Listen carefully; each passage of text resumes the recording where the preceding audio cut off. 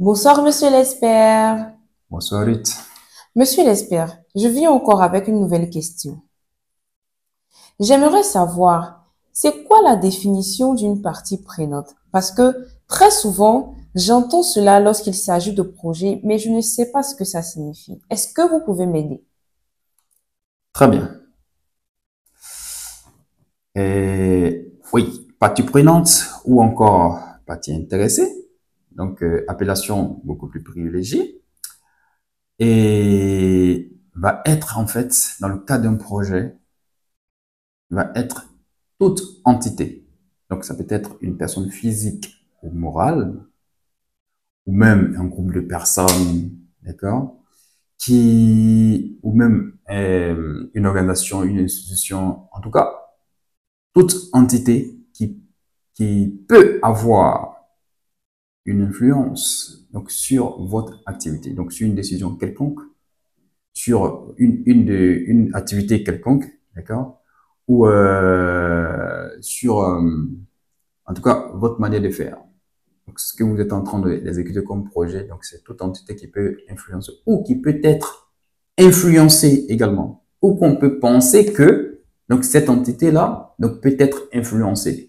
Donc dans le cas de vos projets, d'accord, ça peut être influencé par l'impact que votre projet génère, ou ça peut être en fait l'entité qui très simplement peut avoir un pouvoir, par exemple, de décision sur le projet, d'accord, notamment un financier, d'accord, et notamment le client, ainsi de suite, ainsi de suite. Donc, en fait, toute entité, tout organisme, tout individu, tout groupe de personnes, d'accord, qui peut avoir vraiment une influence ou qui peut être influencé, d'accord, dans le cadre donc de l'exécution de vos projets.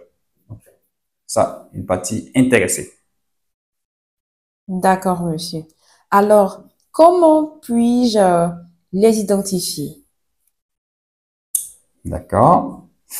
Bon, il faut dire que l'identification des parties intéressées va découler de ce qu'on appelle l'analyse du contexte. Ça veut dire que si vous avez un projet, vous devez pouvoir analyser le contexte de vos projets. Et ça va vous permettre justement de faire la liste de l'ensemble des parties prenantes ou parties intéressées, d'accord, dont on vient de parler, qui sont plus ou moins impliquées dans le cadre de votre projet. Donc, vous pouvez vous baser sur, par exemple, les dispositions légales et réglementaires. Donc, quelles sont les exigences, parce que vous pouvez aussi les identifier à travers cela. Quelles sont les exigences, d'accord, dont on est soumis, donc en tant qu'entreprise, ou dont notre activité est soumise, d'accord. L'identification de ces exigences-là, donc, vont obligatoirement aussi vous permettre donc d'identifier un certain nombre de parties prenantes qui sont des institutions, par exemple, comme par exemple dans le cas de la Côte d'Ivoire, vous pouvez peut-être par exemple avoir la CNPS, l'inspection du travail, vous pouvez avoir, par exemple, dans le cas donc d'un projet routier, par exemple, vous pouvez avoir, et comment on dit, vous pouvez avoir par exemple le ministère de l'Environnement, le CIAPOL, vous pouvez avoir le ministère des Mines, donc pour un projet routier qui en même temps a aussi une carrière, et tout comme ça. D'accord. Vous pouvez aussi avoir simplement la population riveraine. Il y a aussi les acteurs clés, notamment liés au projet. Donc voilà. Donc grosso modo, donc il faut pouvoir justement faire la liste donc des personnes ou des entités ou des institutions qui peuvent avoir un impact direct ou indirect sur votre projet. Donc, ça s'appelle l'analyse du contexte. Donc, c'est par cette méthode-là que vous pourriez justement identifier l'ensemble des parties intéressées, d'accord, de vos projets. Ok, Bon, cette analyse de contexte aussi, vous pouvez utiliser un autre outil qu'on appelle le SWOT, donc force, faiblesse, opportunité et menace. Et tout ça va vous permettre justement de voir à qui vous avez affaire et comment est-ce qu'il faut gérer convenablement pour éviter que vos résultats, vos rendements, vos activités soient impactés justement par, soit impactés ou impacter aussi les autres. d'accord, monsieur. Hmm. Alors, quels sont leurs rôles et leurs responsabilités dans le cadre d'un projet routier? D'accord, très bien. Dans le cas d'un projet routier, donc il faut dire que les parties intéressées, je pourrais par exemple les classer en deux grandes catégories.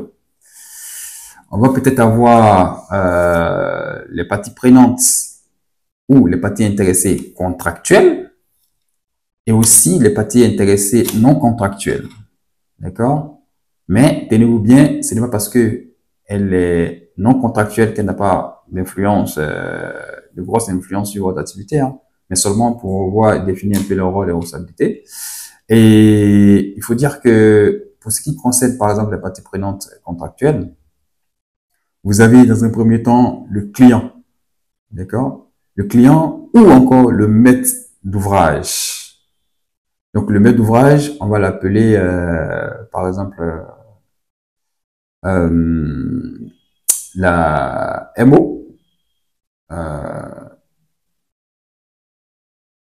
Donc MO, donc maître d'ouvrage, donc qui est en fait le client. Dans le cas par exemple d'un projet routier, quand je prends le cas de la Côte d'Ivoire, on va voir que le maître d'ouvrage va être en général l'État, mais à travers une institution par exemple, ou à travers par exemple le ministère de l'équipement et de l'entretien routier. D'accord? Donc, en fait, le ministère qui est en charge donc, de la gestion de route et tout. D'accord? Donc, ça, c'est le client. C'est l'État, mais via son ministère qui est en charge justement de la réalisation de route. Ensuite, vous avez aussi le maître d'ouvrage délégué.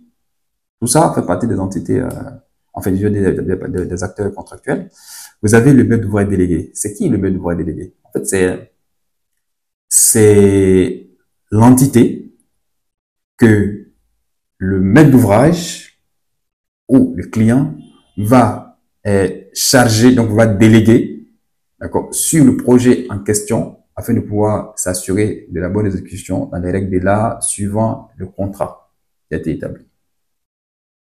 Et donc le maître d'ouvrage délégué, qu'on appelle aussi le MOD, donc dans le cas d'un projet routier, par exemple en Côte d'Ivoire, le plus souvent, c'est l'AGEROUTE, donc agence de gestion des routes, choses comme ça, d'accord? Agence de gestion de routes en Côte d'Ivoire. Et par exemple, dans le cas d'un projet hydraulique, les deux entités dont je viens de citer, on va par exemple le client va être par exemple toujours l'État, mais à travers le ministère de l'hydraulique, d'accord? Et le maître d'ouvrage délégué va être en général ONEP, donc Office national de l'eau potable, d'accord? Et donc quand on revient encore, on va avoir par exemple qui d'autre? Le maître d'œuvre ou la mission de contrôle ou le bureau de contrôle ou la maîtrise d'œuvre. Donc tout ça, c'est pour l'entité qui sera en charge donc, de veiller à la réalisation, d'accord, du projet suivant les règles de l'art. Donc en tenant compte justement de la qualité, mais aussi de la prise en compte des aspects sociaux, environnementaux, genre et inclusion sociale, et surtout de la sécurité des travailleurs ainsi que des populations rurales. D'accord? Donc ça, c'est l'entité qui en général est sur le terrain, est sur le chantier avec ce que je vais venir dire maintenant avec l'entreprise. D'accord? Ou encore l'entrepreneur. L'entrepreneur, c'est celui-là qui a signé le contrat avec le client, mais qui en fait en charge de l'exécution du projet en question. On va dire c'est l'entité, l'organe le plus important en général. Parce que c'est cet acteur-là, en fait, qui va exécuter, qui va réaliser le projet. Et ce qui est intéressant, c'est que on peut toujours avoir également des autres entités, d'accord, qui peuvent être, par exemple, appelées des sous-traitants. Dans le cas d'un projet, on peut y avoir des sous-traitants. Donc, les sous-traitants vont être liés directement au l'entrepreneur ou à l'entreprise. D'accord? Il faut dire que les contrats de sous-traitance donc, vont, en général, dans le cas d'un certain nombre de projets, vont être appelés donc à être, à être validés par la mission de contrôle, donc par le bureau de contrôle. D'accord? Ce qu'on appelle, on fait une demande d'agrément auprès donc de la mission de contrôle, notamment pour pouvoir sélectionner les sous-traitants. Et les sous-traitants, souvent, ce sont des exigences, notamment de certains projets.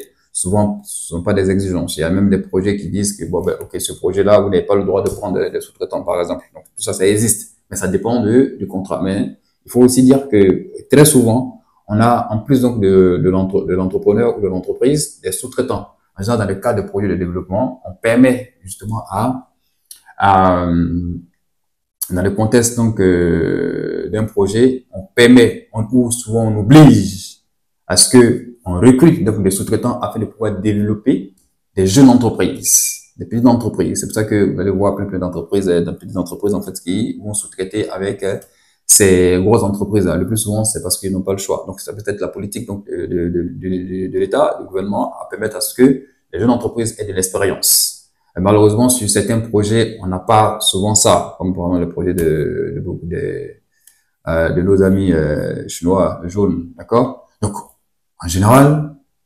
je m'excuse pour l'appellation jaune, d'accord, c'est pas intéressant. Mais effectivement, la plupart de projets, de certains projets, on ne voit pas donc de sous-traitants. Et ça, c'est pas une bonne politique, notamment du gouvernement, parce que même si dans un premier temps, on se met dans la position que ces entreprises ne respectent pas, mais l'État quand même a des mesures de contrôle pour pouvoir s'assurer que ces entreprises recrutent bel et bien des entreprises locales afin de pouvoir leur permettre justement d'avoir l'expérience de pouvoir faire plus ou moins transfert de compétences ou même augmenter le pouvoir d'achat, pourquoi pas.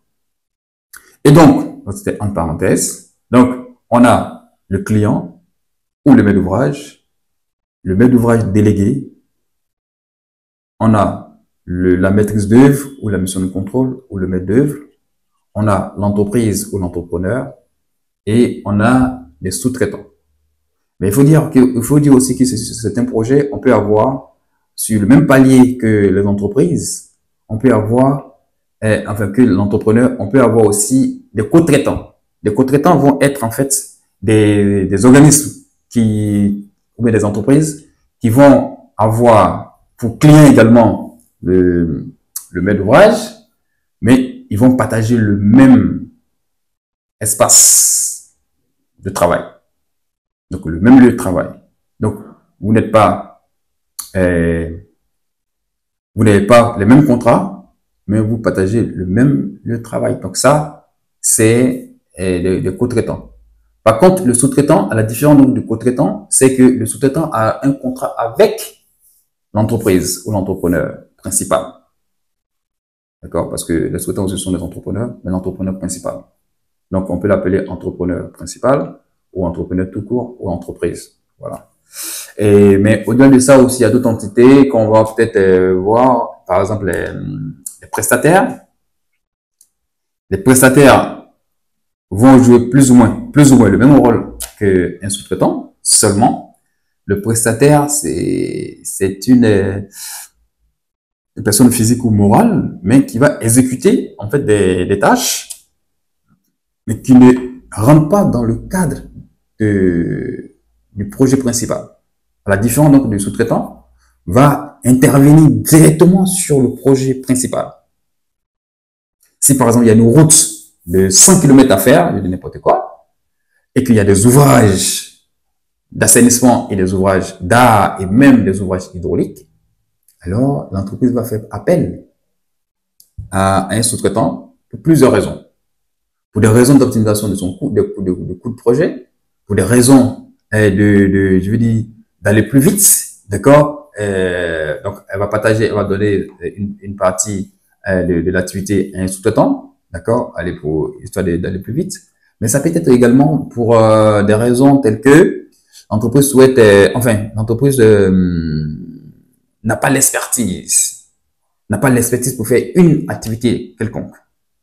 Donc, va également peut-être sous-traiter cette partie quelconque là une entreprise qui a l'expertise. Donc tout ça, ça peut être justement dans le cadre de la sous-traitance. Mais c'est le projet principal. À la différence, le prestataire va intervenir par exemple sur d'autres types d'activités qui peut être l'entretien de bureau, comment on appelle ça, l'entretien des climatiseurs, qui peut être tout ce qui est, en tout cas, toute autre intervention chez l'entrepreneur, mais qui n'est pas directement lié à l'activité principale. D'accord? Et après, on a aussi les fournisseurs.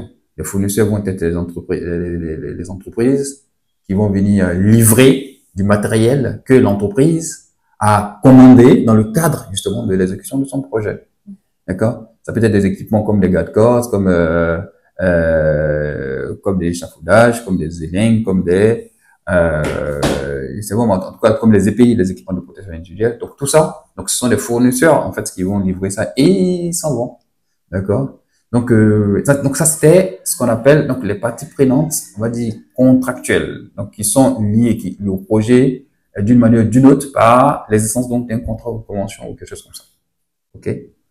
Et surtout, j'oubliais, il y a le bailleur. Donc, qu'on appelle aussi le financeur ou le financement. OK? En général, lorsque vous arrivez sur un projet de route, vous allez voir un panneau. D'accord? Ça s'appelle panneau de chantier. Ce panneau de chantier-là va informer l'ensemble donc des usagers, l'ensemble, tout le monde du projet. Et sur ces panneaux-là, on va voir par exemple le maître d'ouvrage, on va voir le maître d'ouvrage délégué, on va voir la mission de contrôle ou la maîtrise d'œuvre, on va voir l'entrepreneur ou l'entreprise. S'il y a des sous-traitants, on va voir sous-traitant. D'accord? Et puis j'ai oublié, on va voir également, j'oublie toujours ce truc-là, on va voir le bailleur, donc le financement.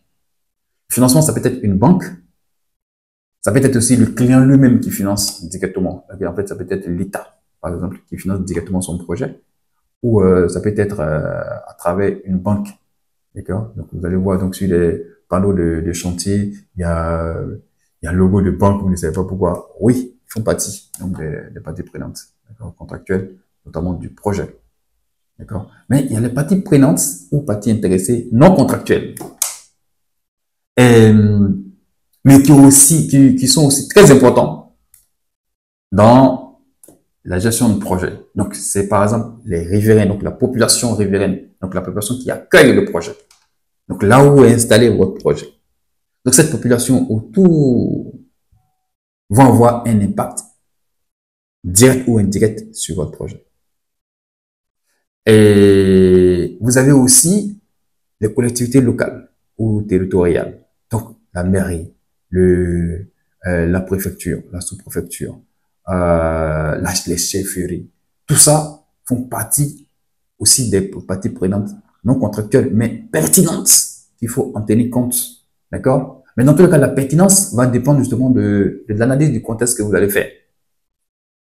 D'accord? Et vous allez pouvoir identifier notamment plein d'entités que je n'ai pas certainement citées, mais qui sont nécessaires. Comme par exemple le ministère des Mines, le ministère du pétrole, enfin de l'énergie et du pétrole, le ministère de l'Environnement, donc à travers le CIAPOL également. Donc il y a l'ANAGED, le ministère de l'ANAGED, Agence nationale de gestion des déchets. Donc toutes ces entités-là font partie de ce qu'on appelle les parties prenantes, mais certainement contractuelles. Mais après, effectivement, dans le cadre, justement, dans le cas d'une collaboration, il peut arriver que vous faites le contrat, mais ce n'est pas de ça qu'on parle de contractuel ou pas contractuel. C'est pas forcément de ça qu'on parle. On parle de contractuel dans le cadre, notamment, de la réalisation du projet. Donc, voilà un peu en ce qui concerne les parties prenantes ou parties intéressées. D'accord? Et le rôle de chacun dans le cadre, justement, de l'exécution d'un projet.